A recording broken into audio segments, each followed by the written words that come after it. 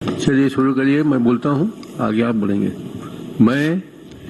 मैं सावित्री मनोज मंडावी, जो विधानसभा का सदस्य निर्वाचित हुई हूँ, ईश्वर की शपथ लेती हूँ कि मैं विधि द्वारा स्थापित भारत के संविधान के प्रति सच्ची श्रद्धा और निष्ठा रखूंगी।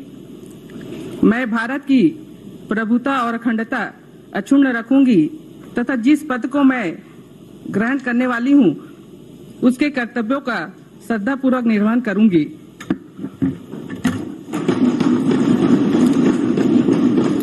दस्तखत कर दीजिए, कोई साइन नहीं।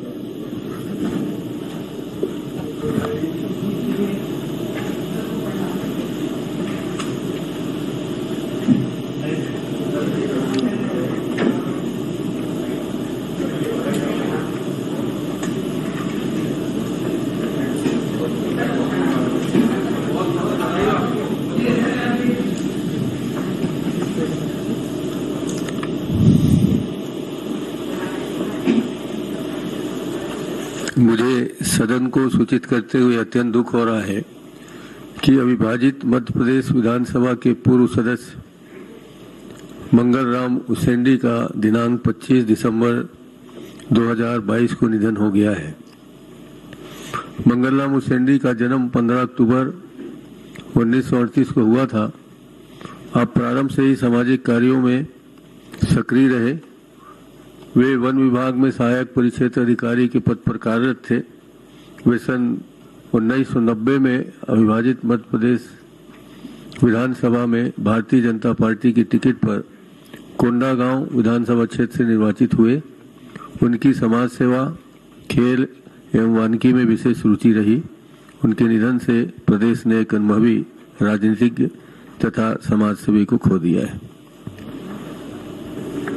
माननीय अध्यक्ष महोदय, बहुत दुख का विषय है कि आदिवासी समाज के वरिष्ठ और बुजुर्ग नेता पूर्व विधायक आदरणीय मंगल राम उसेंडी जी का निधन और 25-26 दिसंबर को उनका देहावसान हुआ। 87 साल की उम्र थी। अध्यक्ष महोदय, वो अपने गांव के एकमात्र पढ़े लिखे व्यक्ति थे और उन्होंने रेंजर के पद तक के शासकीय नौकरी की। समाज सेवा में उसकी रुचि रही और उन्होंने राजनीति को भी अपना समाज सेवा का माध्यम बनाया। भारतीय जनता पार्टी के टिकट से 90 में निर्वाचित भी हुए और पूरे जीवन भर वो सामाजिक क्षेत्र में वो सक्रिय रहे। खेल में, वानिकी में उनकी विशेष रुचि रही। समाज सुधार की दिशा में भी वो लगातार काम करते रहे। उनकी पुत्री लता उसेंडी मंत्री भी रही हैं, विधायक भी रही हैं और ऐसे समय में मंगल उसेंडी जी का देहावसान एक अपूर्णीय क्षति समाज को हुआ है। मैं इस शोक के समय में शोकाकुल परिवार के प्रति संवेदना व्यक्त करता हूं और ईश्वर से प्रार्थना करता हूं कि मृतक आत्मा को शांति मिले। ओम शांति। माननीय अध्यक्ष महोदय, श्री मंगल राम उसेंडी जी कोंडागांव के विधायक रहे। पिछले दिनों उनका निधन हुआ और बहुत ही गरीब और छोटे से किसान परिवार में वो जन्म लिए। मंगल राम जी अत्यंत सहज, सरल और विनम्र व्यक्तित्व के धनी थे। हमारे भारतीय जनता पार्टी के एक सक्रिय और निष्ठावान कार्यकर्ता के रूप में वो काम किए और एक सक्रिय जनप्रतिनिधि की भूमिका अदा उन्होंने की। जब तक वो विधायक रहे और सार्वजनिक जीवन में रहे, वो हर समय आदिवासी भाइयों के, किसानों की समस्याओं को सदन से लेकर सड़क तक उनकी लड़ाई वो लड़ते रहे। आज वो हमारे बीच में नहीं है। मैं अपनी ओर से, अपने दल की ओर से उन्हें अत्यंत विनम्रता से श्रद्धांजलि अर्पित करता हूं, श्रद्धा सुमन अर्पित करता हूं और ईश्वर से प्रार्थना करता हूं कि उनके परिवारजनों को, उनके स्नेहीजनों को इस दुख को सहने की शक्ति प्रदान करे। ओम शांति। मोहन मरकाम जी। माननीय अध्यक्ष महोदय, कोंडागांव विधानसभा के पूर्व विधायक और आदिवासी समाज के वरिष्ठ जो हमेशा सामाजिक गतिविधियों में सक्रिय रहते थे, मंगलराम उसेंडी जी का जाना आदिवासी समाज के लिए अपूर्णीय। मात्र इकलौते पढ़े लिखे, चौथी पास पढ़ लिखकर उस गांव से निकले थे। माननीय अध्यक्ष जी, हमारे आदिवासी समाज में एक है, जिस दिन को जन्म होता है उस दिन के अनुसार ही उनका नाम होता है। मंगलराम उसेंडी जी का जन्म मंगलवार को हुआ था, इसलिए उनका नाम भी मंगलराम उसेंडी रखा गया। अक्सर अभी भी आदिवासी समाज में ऐसा होता है कि जिस दिन जन्म होगा तो उस दिन से होता है। कहीं न कहीं उनका जाना हमारे समाज के लिए अपूर्ण क्षति। माननीय उनकी प्रारंभिक शिक्षा गांव में हुई थी। कक्षा 4 तक की उन्होंने पढ़ाई करने के बाद एकमात्र व्यक्ति थे। उनका विवाह 1960 में फरेशगढ़ के मंडावी परिवार की स्वर्गीय श्रीमती सूरजवती मंडावी से हुई थी।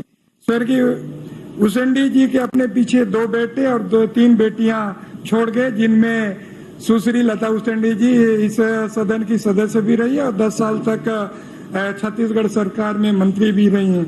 माननीय अध्यक्ष जी, कोंडागांव विधानसभा कांग्रेस का गढ़ हुआ करता था, मगर 1990 में कांग्रेस के गढ़ को ध्वस्त करते हुए पहली बार भारतीय जनता पार्टी 1990 में वहां से जीत दिलाई थी। उसके बाद 2003 और 2008 में उनकी पुत्री लता उसेंडी जी उस सीट से जीती थी। तो कहीं ना कहीं उनका जाना हमारे समाज के लिए बहुत अपूर्ण क्षति है। माननीय अध्यक्ष जी, वर्ष 1954 में फॉरेस्ट विभाग में वन रक्षक के पद पर पदस्थ होकर अपने कार्य के प्रति मेहनत व लगन के चलते 1964 में डिप्टी रेंजर व 1990 में जब वो छोड़े थे, मतलब रेंजर पद से इस्तीफा दिए थे, उनका प्रमोशन रेंजर पद में हुआ था। उसके बाद 1990 में त्याग पत्र देकर 1990 में छोड़े थे और वहां से पहली बार भारतीय जनता पार्टी से विधायक बने थे। उनका समाज सेवा में अटूट था और समाज के प्रति उनका काम करने का नजरिया था। माननीय अध्यक्ष जी, इसलिए उन्होंने शासकीय सेवा से त्याग पत्र देकर राजनीति में और पहली बार वहां से जीत के भी आए। उनका जाना हमारे समाज के लिए बहुत अपूर्ण क्षति है। मैं अपने दल से ओर से और मैं कोंडागांव से विधायक रहे तो उनको मैं सच्ची श्रद्धांजलि देते हुए मैं अपनी बातों को विराम देता हूँ। ओम शांति। ब्रिजमोहन जी। माननीय अध्यक्ष महोदय, मंगलराम उसेंडी जी जब हम लोग पहली बार विधायक बने थे तो मध्य प्रदेश की विधानसभा में हमारे साथ विधायक थे। इतना सीधा साधा सरल व्यक्तित्व हम लोगों ने बहुत कम देखा है। वनवासी समाज से निकलकर वो भी हमारे साथ विधायक रही और एक ऐसा सीधा साधा सरल व्यक्तित्व जिसने समाज सेवा के लिए अपना पूरा जीवन खपाया। और ऐसे बहुत बिरले लोग होते हैं कि जो विधायक बनने के बाद भी जिनमें लेस मात्र का भी कोई घमंड, लेस मात्र की भी कोई कमी उनमें कभी समझ में नहीं आई। ऐसा एक व्यक्तित्व आज हमारे बीच में नहीं है, परंतु उन्होंने अपने परिवार में लता उसेंडी जी जैसी एक लड़की, क्योंकि आदिवासी समाज से निकलकर और 2008 में इस सदन का विधायक बनना, निश्चित रूप से मंगलराम उसेंडी जी ने अपने परिवार को संस्कारित किया, समाज सेवा के काम में लगाया और आज ऐसा व्यक्तित्व हम सबके बीच में नहीं है। और भारतीय जनता पार्टी के 1990 में वो विधायक बने, ऐसे व्यक्तित्व के प्रति हम श्रद्धा सुमन अर्पित करते हैं। उनके परिवार को इस दुख को सहन करने की शक्ति मिले और हमारा एक साथी जो 1990 से हमारे साथ विधानसभा में रहा, वो हम सबके बीच से चला गया। हम उसके प्रति उनके परिवार को इस दुख को सहन करने की शक्ति मिले, यही हम प्रभु से कामना करते हैं। ओम शांति। मैं सदन की ओर से शोकाकुल परिवार के प्रति हार्दिक संवेदना व्यक्त करता हूं। एक मिनट, आप मेरी बात सुन लें। मुख्यमंत्री जी राज्यपाल जी को धमकी दे रहे हैं। हमारी विधानसभा की संरक्षण है जो राज्यपाल है और धमकी देकर राज्यपाल जी ने संविधान व्यवस्था खराब कर जहां पर संविधान को लगातार मुख्यमंत्री और ऐसे विधानसभा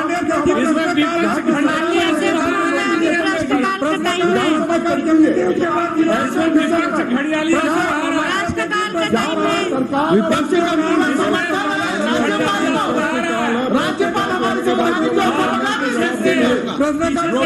हमारे आरक्षण विधेयक को पारित नहीं कर रहे हैं, पारित करके भेजा हुआ दस्तखत नहीं कर रहे हैं, इनका पूरा समर्थन है माननीय अध्यक्ष महोदय। चलिए जीरो आवाज में चर्चा करिए, जीरो आवाज में खाली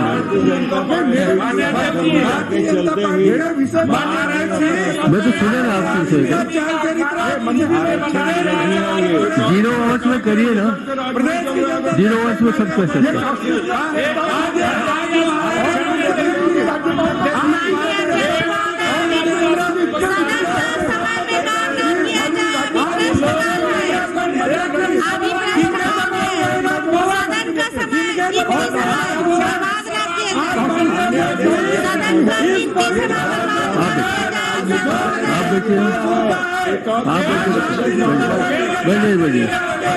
चलिए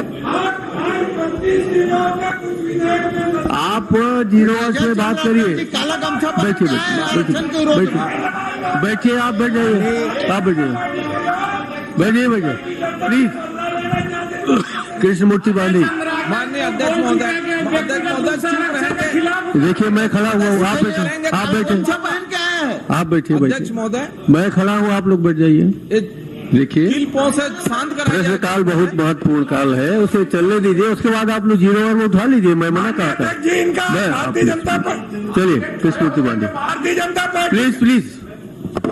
माननीय अध्यक्ष महोदय, मैं आपके माध्यम से माननीय मंत्री जी से प्रश्न करना चाहता हूं कि ये जो टेंडर की जो प्रक्रिया है, जिस टेंडर के लिए बहुत सारे लोगों ने शिकायत की है और आपने इस प्रश्न में एक्सेप्ट भी किया है कि यह शिकायत हुआ है, और शिकायत के बाद जिस तरीके से जल जीवन मिशन एक महत्वपूर्ण योजना है जो गांव के हर गांव में हर घरों में जाना है, इसमें बहुत बड़ा खेला कर रहे हैं अध्यक्ष महोदय जी, और खेला कर रहे हैं, बहुत बड़ा खेला कर रहे हैं। अब उसमें से अब एक खेला का कई समाचार पत्रों कई लोगों ने शिकायत किया, क्या यह बता सकते हैं कि इसमें जो शिकायत करता है किन किन बिंदुओं पर आपने शिकायत किया और जिसको आप निराकरण बता रहे हैं तो कैसे निराकरण किए, क्या इसको प्रश्न दे बता सकते हैं माननीय मंत्री जी, बताइएगा।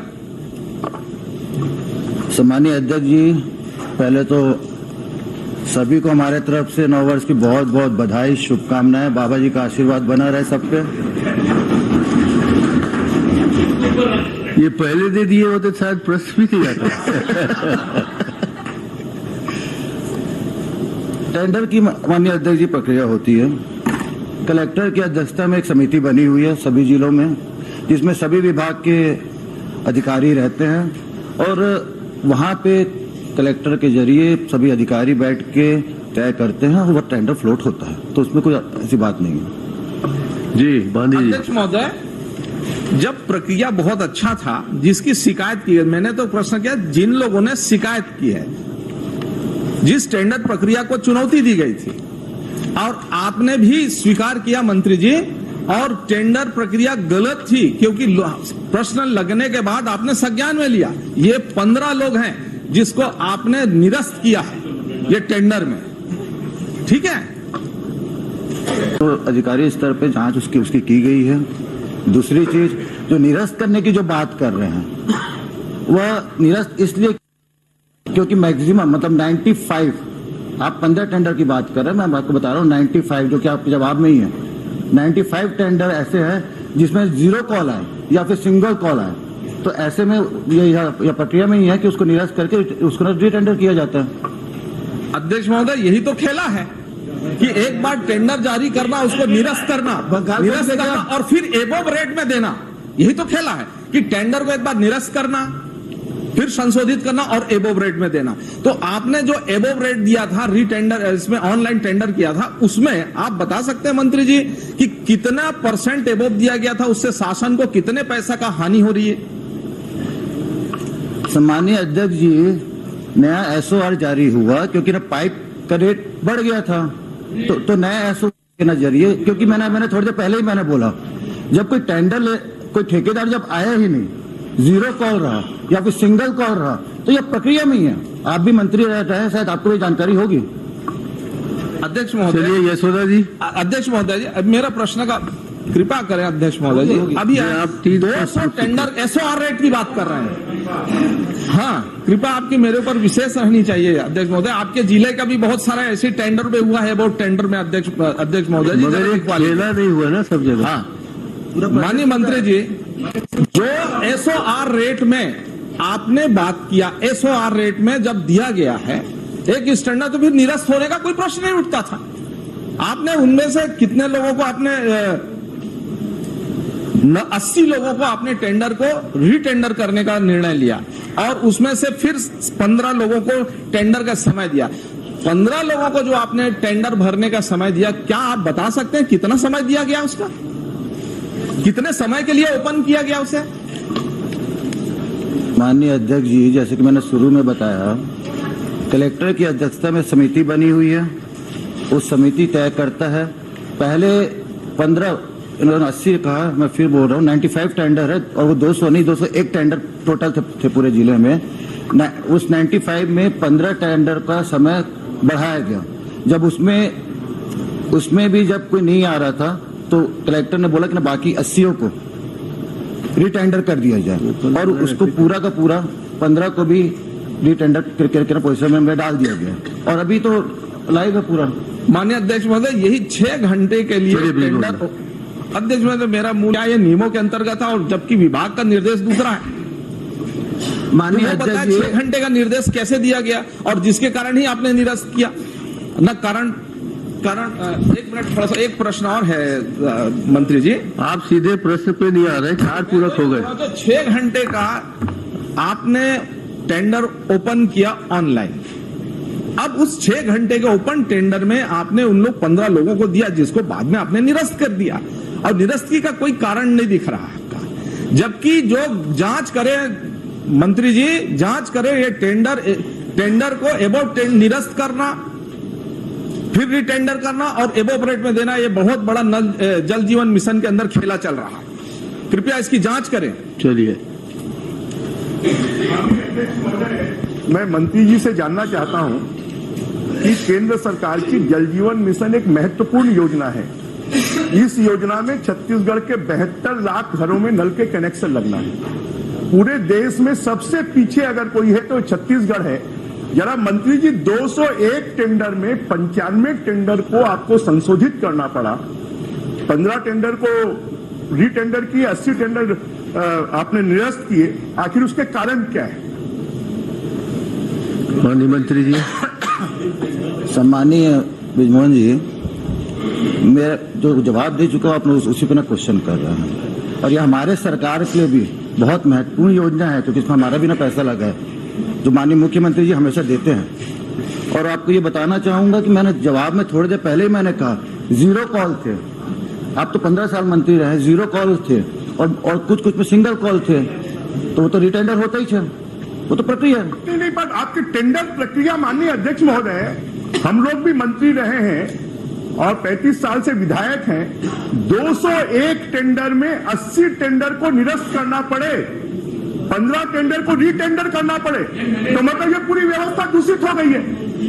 तो क्या ये भ्रष्टाचार करने के लिए किया गया? हम आपसे एक एक टेंडर के बारे में जानकारी चाहते हैं कि जो 80 टेंडर निरस्त किए गए और 15 टेंडर रीटेंडर किए गए, उनके पीछे में क्या क्या कारण थे, आप 80 टेंडर की जानकारी दे दें, क्योंकि बहुत महत्वपूर्ण मामला। पूरे छत्तीसगढ़ के लोग इस बात की उम्मीद कर रहे हैं कि उनके घरों में नल लगेगा और यहाँ पर नल नहीं लग रहा है। 2023 तक ये योजना पूरी होनी है, छत्तीसगढ़ में पूरी नहीं हो सकती। इतनी महत्वपूर्ण योजना के कारण आज पूरा छत्तीसगढ़ के लोग घर घर में नल लगने से वंचित हो रहे हैं और ये सरकार यहाँ पर ऐसा हल्का फुल्का जवाब देकर इसको टालने की कोशिश कर रही है। चलिए, इसके पीछे कारण क्या है ये बताया जाना चाहिए। गंभीर। अध्यक्ष महोदय, ये जो मंत्री जी का जवाब आया कि एसओआर के रेट में जो वृद्धि की गई और इसके कारण में वो 300 करोड़ रुपए का जो है वो 400 करोड़ रुपए, मैं माननीय मंत्री जी से पूछना चाहता हूं कि एसओआर में जो वृद्धि कब की गई और उसके बाद में रेट में जो कितने प्रतिशत की वृद्धि की गई है। वास्तविक में एसओआर की तो अभी की बात आ रही है, योजना आपकी 2020 की, पूर्णता की तारीख आपकी है सितंबर 2023 में, आपके पास समय बचा हुआ नहीं है और केवल करप्शन उसमें और भ्रष्टाचार मैं बोल रहा हूं उसमें 300 करोड़ का 400 करोड़ बढ़ाना, मतलब अब तो मंत्री जी मुक्त हो गए हैं। एक जवाब आता है कि कलेक्टर जाने, कलेक्टर की कमेटी बनी है, कलेक्टर जो करेंगे, ये कलेक्टर का जो अधिकारी जो भेजे हैं वहां पर जांजगीर में उसका बहुत रिकॉर्ड खराब है। और अभी भी वो जो आपका नल जल मिशन का योजना है, जैसा भट्ठा बैठा है वो बिलासपुर में भट्ठा बैठा है, प्रेस करिए ना, तो आप उसको केवल मेरे को ये बताएं कि आपके जो एसओआर के रेट में जो वृद्धि की गई तो उसका पहला टेंडर कब किया गया और केवल एसओआर के रेट में वृद्धि करने के लिए उनको निरस्त किया गया या संशोधित किया गया, तो ये तारीख और समय और क्यों कही गई उसको बताओ मेरे को। सम्मानीय अध्यक्ष जी, मैं फिर अपनी बात में दोहराऊंगा। जीरो टेंडर, सिंगल टेंडर, इसके कारण ये सबसे बड़ा टेंडर में मैनेजर अध्यक्ष महोदय नेताजी प्रश्न है, नेताजी एसओआर में वृद्धि की कब की गई, मैं जवाब दे कब लगा हुआ था और एसओआर में वृद्धि कब हुई और उसके बाद में रेट बढ़ाया गया, मैं इतना ही पूछना चाहता हूँ। अध्यक्ष मोदी, जांजगीर जिले में भी 30% एवब रेट गया है, अब दिखवा लीजिएगा।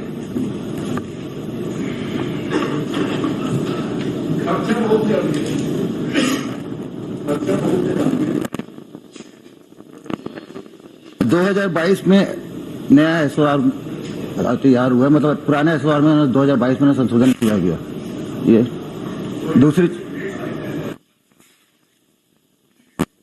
दूसरी चीज तो खत्म हो गया ना, चाह रहा हूं मैं तो वो खत्म हो गया ना, तो ये 2022 के तो नहीं, ये है टेंडर, तभी तो मैंने अभी ना बधाई दिया नए साल की आपको, सीधी सी बात है। और स्पष्ट है प्रक्रिया के हिसाब से जीरो टेंडर, क्योंकि काम इतने हैं जेजेएम में पूरे प्रदेश में कि हमारे पास ठेकेदारों की भी कमी है। ठेकेदारों को 201 टेंडर में 80 टेंडर को निरस्त करना पड़े, 15 को संशोधन करना पड़े और उसके पहले भी कैबिनेट जो है पूरे टेंडर को निरस्त कर देती है। इसके कारण तो उसमें भ्रष्टाचार हुआ है और ठेकेदारों की कमी है, तो आप क्यों स्प्लिट करके उसको टेंडर कर रहे हैं? आप क्यों बड़े ठेकेदारों को नहीं बुला रहे हैं? ये बहुत बड़ा भ्रष्टाचार का अड्डा बना है। छत्तीसगढ़ के लोगों को जल जीवन मिशन का पानी नहीं मिल रहा है और इसके ऊपर में आपको मैं चाहता हूं कि चर्चा करवानी चाहिए, मंत्री जी के जवाब आने चाहिए कि आखिर कब ऐसे पूछ लेने दीजिए क्या बात है, कब ऐसे आपको चेंज किया।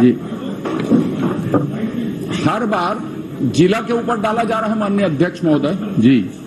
जिला में कमेटी में जो लोग हैं उनको कितने प्रतिशत तक का निरस्त करने का अधिकार है और कितने प्रतिशत तक का स्वीकृत करने का, अधिकतम को कितने प्रतिशत तक का स्वीकृत करने का अधिकार है, कितने प्रतिशत को जिला, कितने प्रतिशत को एसी, कितने प्रतिशत को सी और कितने प्रतिशत को राज्य शासन स्वीकृत करती, प्रक्रिया क्या है पूरी इसकी स्पष्ट हो जाएगी। इसमें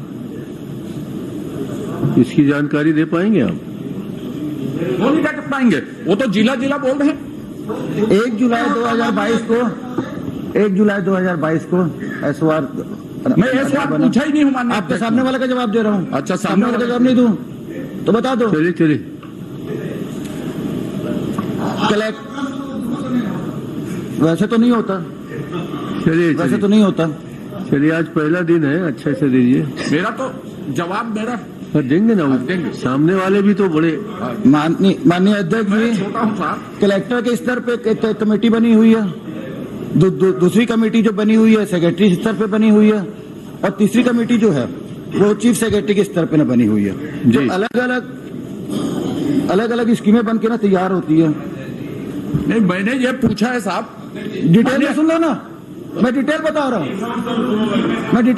हूँ। अध्यक्ष जी, नए सदस्यों का भी प्रश्न लगा है, उस पर भी ध्यान दिया जाए। बिल्कुल, नई सदस्य पहली बार पूछ रही है, बाकी पैसा खाना दिया जाए। चलिए तो आप लोग का काम है, समाप्त करिए प्लीज। 15 साल आप लोग किए हैं। चलिए जाइए, आने में पूछ लेंगे ना, मेरा तो उत्तर ही दिया माननीय अध्यक्ष जी, आपको भी जानना चाहिए। आने दीजिए ना, आपको भी जानना चाहिए, सदन को भी जानना चाहिए। मैं तो हर बार कलेक्टर बोलते हैं, कलेक्टर को कहां तक अधिकार है? जवाब तो दे रहे को, सीई को, सेक्रेटरी को, और ये 30% अब तो कौन सी कमेटी ने स्वीकृत किया? जवाब देने दीजिए ना, जवाब आ रहे हैं, ले लीजिए पहले जवाब दे दीजिए। माननीय अध्यक्ष जी, जवाब तो दे रहा हूँ। 5 करोड़ तक का। 5 करोड़ में कितना % अब तक का? वो ये प्रक्रिया में रहता है, काम के हिसाब से, अलग अलग काम के हिसाब से ना वो टेंडर में वो फॉलो होता है। तो अब आपको पूछ रहे हैं कितने % अब तक कलेक्टर को, एसी को, सीई को, एनसी को, सेक्रेटरी को, राज्य शासन को? अध्यक्ष जी, अजय जी, आप कौन से विभाग के मंत्री हो रहा है? नए सदस्य आए हैं, पहली बार प्रश्न किया, उसको मौका दिया जाए। पंचायत भी रहा अध्यक्ष महोदय, तो टेंडर का नियम पता होगा आपको, अभाव जाता है वो। मेरे को छोड़िए साहब, मैं इधर हूँ, आप उधर हैं, आप बताइए। यहीं पर तो सब छिपा है कि इशारे पे टेंडर स्वीकृत हो रहा है, इशारे बात हो रहा है कि आप बताइए मंत्री है कौन स्वीकृत किया, भ्रष्टाचार किए, उसका जानकारी नहीं है। नीचे निरस्त करवाते हो, ऊपर स्वीकृत करवाते हो, ये आरोप है और इशारे पर होता है। ये जो आप लोग बार बार जो बोल रहे हैं कि ना कलेक्टर स्तर की, ना हम लोग बार बार नाम ले रहे हैं।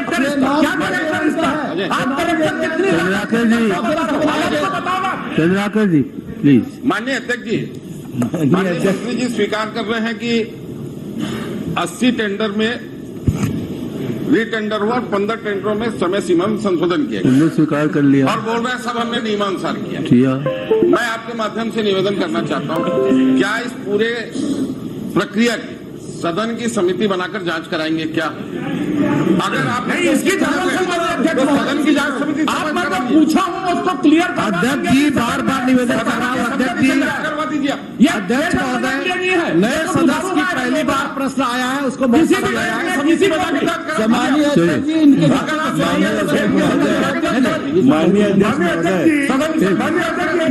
माननीय अध्यक्ष जी, मंत्री जी ने जवाब दिया कि 1 जुलाई को इकट्ठे प्रॉब्लम होना ठीक नहीं है, ये टेंडर 15 जुलाई से किए गए हैं।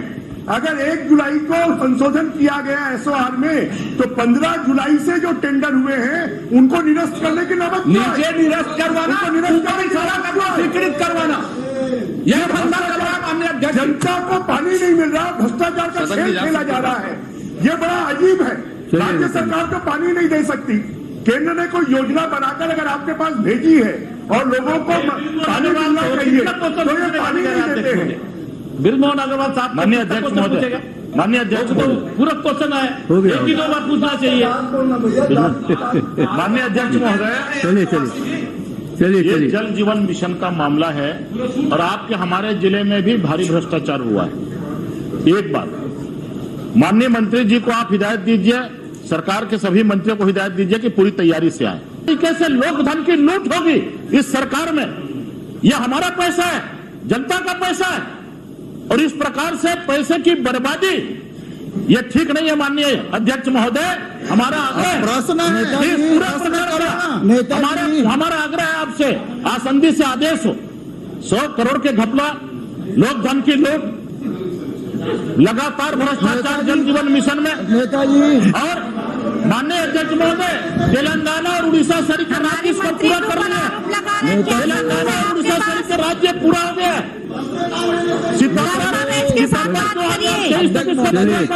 भारत सरकार की गाइडलाइन है। हमारा निवेदन है माननीय अध्यक्ष महोदय, सदन की जांच कमेटी से इस पूरे प्रकरण की जांच कराई जाए। चलिए, आप सदन से निर्देशित करिए, आसंदी से निर्देशित करिए, हमारा आग्रह है। और माननीय अध्यक्ष महोदय, इस प्रकार के अगर उत्तर सरकार से आए, माननीय मंत्रियों से आए, तो यह ठीक नहीं है। आपका सख्त निर्देश मंत्रियों को जाना चाहिए। यह सदन है और माननीय अध्यक्ष महोदय, इस सदन के माध्यम से प्रदेश की जनता जानना चाहती है कि जल जीवन मिशन का हुआ क्या, और पूरे प्रदेश में इस तरह का वातावरण चल रहा है। विधानसभा क्षेत्र के अंतर्गत निविदा प्रक्रियाधीन 34 है टोटल।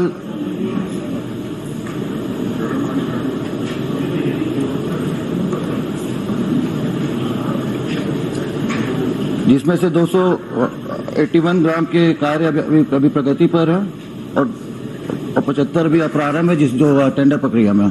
इसमें आप ऐसा करना प्रश्नकाल के बाद मंत्री जी के कक्ष में चल देना और पूरी जानकारी वो देंगे आपको और चाय भी पिलाएंगे। कुलदीप जुनेजा जी, किससे जानना चाहता हूँ इस पे नहीं, मैं मंत्री हमको अधिकार है। प्रश्न है, माननीय नई विधायक है, माननीय नई विधायक है, उनके क्षेत्र का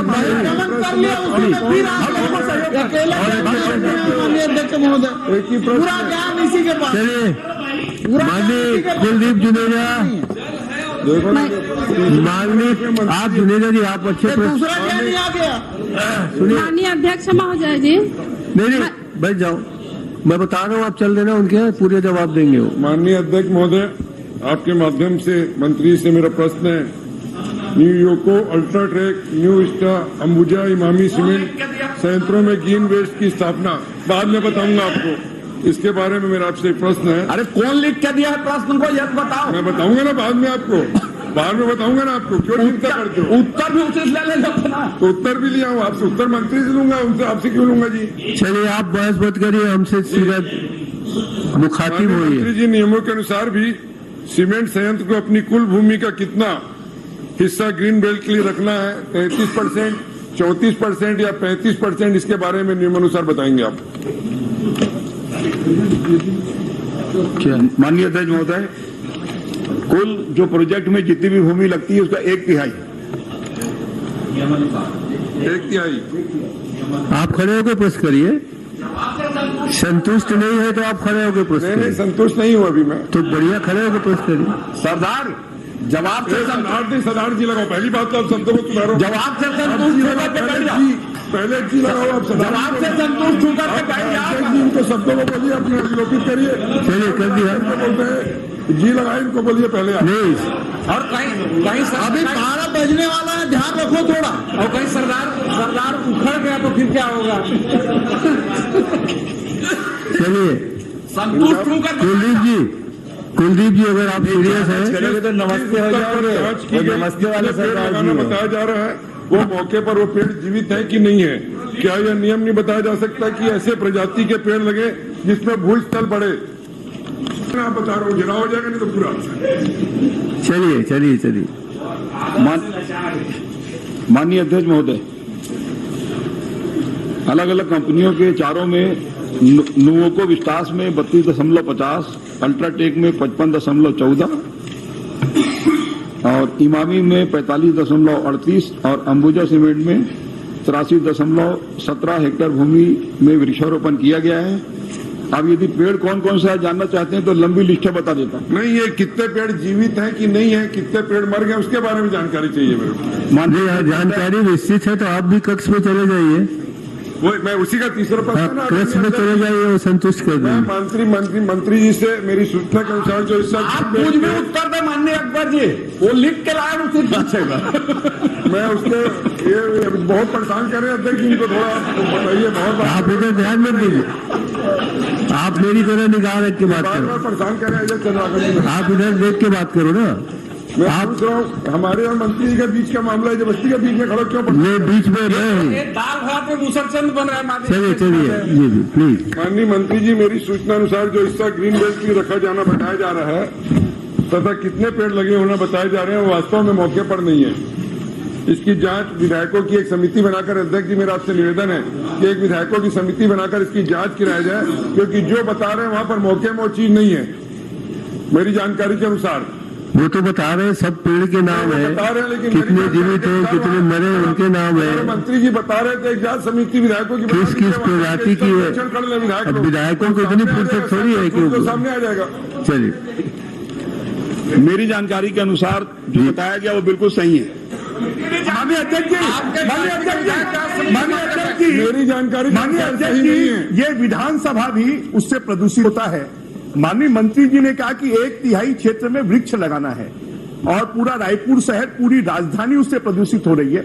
हम ये चाहेंगे कि इसकी आप जांच करा लें कि 1/3 क्षेत्र में उन्होंने वृक्ष लगाए हैं कि नहीं लगाए हैं। और क्योंकि रायपुर शहर और पूरा छत्तीसगढ़ इसके कारण सबसे ज्यादा वहां पर, जहां पर सीमेंट प्लांट्स है वहां पर खेती भी बर्बाद हो रही है, किसान आंदोलन कर रहे हैं। तो क्या आप इसकी जांच करवाएंगे क्या कि 1/3 क्षेत्र में वृक्ष लगाए हैं कि नहीं लगाए हैं, और लगाए हैं अगर वो जीवित नहीं है तो क्या उनको पुनः वृक्ष लगाने का निर्देश आप देंगे क्या, और 1/3 क्षेत्र जीवित नहीं है। मेरा निवेदन विधायकों की एक समिति बनाकर वहां पर भेजे, जांच कर ले, सच सामने आ जाएगा। वहां कोई जीवित नहीं है, सारे पेड़ मर चुके हैं, अधिकांश से ज्यादा पेड़। चलिए माननीय मंत्री, अधिकांश से ज्यादा पेड़। चलिए माननीय, झूठ है कि मर गए हैं, ये तो आप किसी जांच करवा दीजिए। माननीय अध्यक्ष महोदय,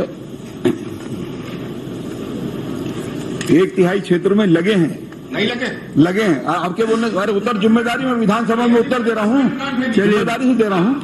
लगे हैं, चलिए छोड़िए ना, आप मंत्री का उत्तर यदि उत्तर असत्य है तो आप प्रक्रिया में जाइए ना। लगे हैं 1/3 में। चलिए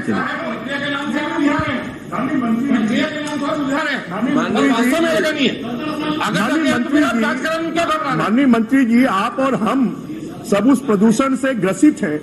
आप जरा इस बात को कि उन वृक्षों में कितने वृक्ष जीवित हैं, अगर नहीं है तो क्या उनको पुनः निर्देश देंगे? मंत्री जी उसमें तो आपको जांच कराने में क्या तकलीफ है? आप सदन की जांच समिति से जांच करा लीजिए। माननीय महोदय, मुख्य प्रश्न जब लगे हैं तो कहाँ से बीच में टपक गए, पहले इनका उत्तर आ जाए। हिसाब किताब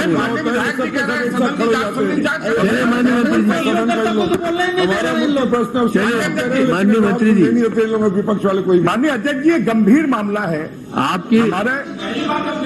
आपने बहुत गंभीर बात कही है, उसी के लिए मैं माननीय मंत्री जी को पूछ रहा हूँ कि क्या वो जांच करा सकते हैं, नहीं करा सकते। वो जी सलार जी बोला पहली बार में। आपकी गंभीरता को समझ रहा हूँ, हम सब लोग प्रदूषित है उस नाम। माननीय अध्यक्ष महोदय, जब पर्यावरण की स्वीकृति दी जाती है तो प्रोजेक्ट कॉस्ट का 0.25% बैंक गारंटी लिया जाता है। यदि वृक्षारोपण में कभी कमी पाई जाए तो इस राशि से उसकी पूर्ति हो सकती है जी, और वो समय समय पर इसको भौतिक सत्यापन भी कराया जाता है। तो वो पूरी प्रक्रिया बिल्कुल सामान्य तौर पे चल रही है।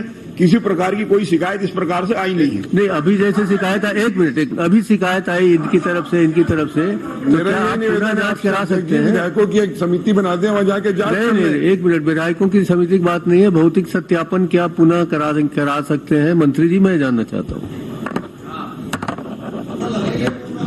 मैं अब विभागीय तौर पर भौतिक सत्यापन करा लूंगा। बस बात खत्म हो गई। प्रश्न क्रमांक 4, राजमन पंजाब। माननीय अध्यक्ष महोदय, मेरे विधानसभा क्षेत्र के रेत खदान और क्रशर खदानों के लिए मैंने प्रश्न लगाया था। माननीय मुख्यमंत्री जी का जवाब आया, मैं इससे संतुष्ट हूँ। Thank you. श्रीमती संगीता सिन्हा। माननीय अध्यक्ष महोदय जी, जो जल जीवन मिशन में धीमी गति होने के जो कारण बताए हैं हमारे मंत्री महोदय जी, उनसे मैं पूरी तरह असंतुष्ट हूँ महोदय जी। अरे आप भी बोल दो ना संतुष्ट है, तो आगे बढ़े क्वेश्चन। अमोरा और ग्राम गोडरी में एक ट्रैक्टर भी पलट गया है जल जीवन मिशन के कारण, जो सीसी रोड को बीच से तोड़ के उसमें डामरीकरण नहीं किया, उसमें नहीं किया गया रिपेयरिंग, और उसके बाद उसमें भारा बड़ा ट्रैक्टर जो धान से भरा हुआ है वो पलट गया है महोदय जी। एक महिला को भी जो उसमें गिर गई है, उसमें गंभीर चोटें आई है। और ऐसे एक ही गांव नहीं है, उसमें बहुत सारे गांव हैं हमारे विधानसभा के अंतर्गत जिसमें ये। चलिए आप तो मैं ये चाहती हूँ, मैं इतना चाहती हूँ कि क्या आप अधिकारियों पे कार्रवाई करेंगे या जो ठेकेदार इसमें काम कर रहे हैं उसमें क्या पेनल्टी लगाएंगे? सम्मानीय विधायक जी की जो चिंता है उसको निश्चित तौर पे मैं इनके पूरे विधानसभा में दोबारा पूरा सर्वे करा लेता हूं, और अगर कहीं भी ठेकेदार की ना गलती पाई जाएगी तो मैं उस पर कार्रवाई करूंगा। अध्यक्ष महोदय जी, हमारे यहाँ दिवाली के समय से तोड़ा गया है, उसमें न पाइप पीछा है न कहीं महिलाओं का प्रश्न, कृपा कर कार्रवाई करवाइए, क्योंकि अधिकारियों द्वारा महिलाओं को इस बात को निपटने दीजिए। काम दिया गया है और एक काम पूरा नहीं हुआ है और बाकी के काम भी अधूरा पड़ा हुआ है। इससे हमारे विधानसभा में बहुत ही आक्रोश की स्थिति है। गांव में बुजुर्ग गिर रहे हैं, बच्चे स्कूल जा रहे हैं, उनको परेशानी हो रही है। कृपा करके इसमें कार्रवाई कीजिएगा। चलिए, निश्चित तौर पर अध्यक्ष जी, जैसे कि मैंने बताया कि ठेकेदारों की ना कमी है, जिसके कारण एक ठेकेदार को 2-2, 3-3 काम ले रहा है। और अगर जो आप बोल रही है जिस गाँव का, मैं दिखवा लेता हूँ, अगर वाकई में वो दोषी पाया गया तो मैं उस पर कार्रवाई करूंगा।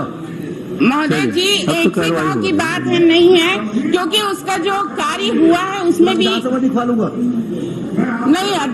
मंत्री महोदय जी, मैं इसमें संतुष्ट नहीं हूँ। आप इसमें कार्रवाई कीजिएगा, क्योंकि 100% कार्य होने के बावजूद वहाँ अधूरा पड़ा हुआ है।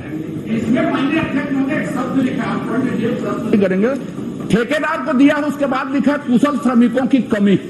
श्रमिकों की कमी की बात आई है, वहाँ पे कौशल विकास योजना के तहत प्रशिक्षण प्राप्त हो चुका है, वहाँ प्लम्बर हैं। उसके बाद ये बहाना, ऐसे ठेकेदार ये सभी चीज जिसके पास कुशलता नहीं है। चलिए अध्यक्ष जी, मैं तो बोल ही रहा हूँ कि पूरे विधानसभा का मैं सर्वे करा लेता हूँ। अगर ऐसे चलिए हो गया तो मैं कार्रवाई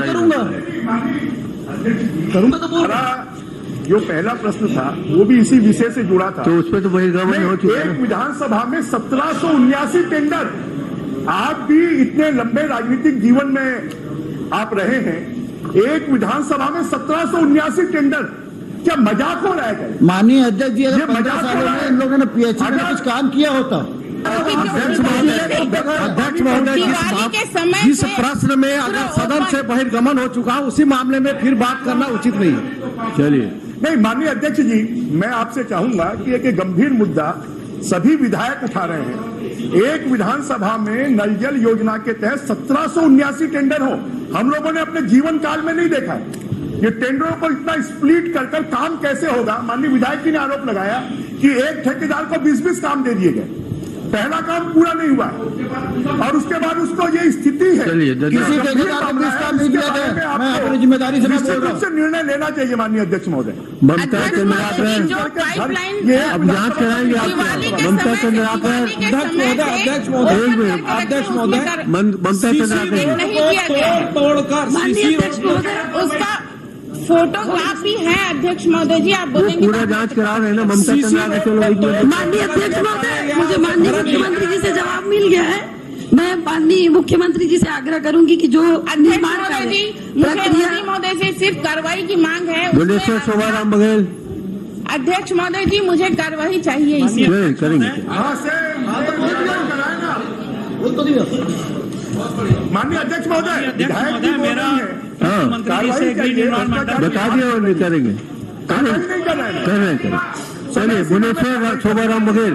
मेरा प्रश्न माननीय महोदय जी गृह निर्माण मंडल को लेकर है, जो चिखली राजनांदगांव में निर्माण मंडल बना है, उसमें बेस्ट लोकेशन के चार्ज पर घड़ी देखते हुए प्रश्न पूछो, गाड़ियों से चार्ज दिया गया है।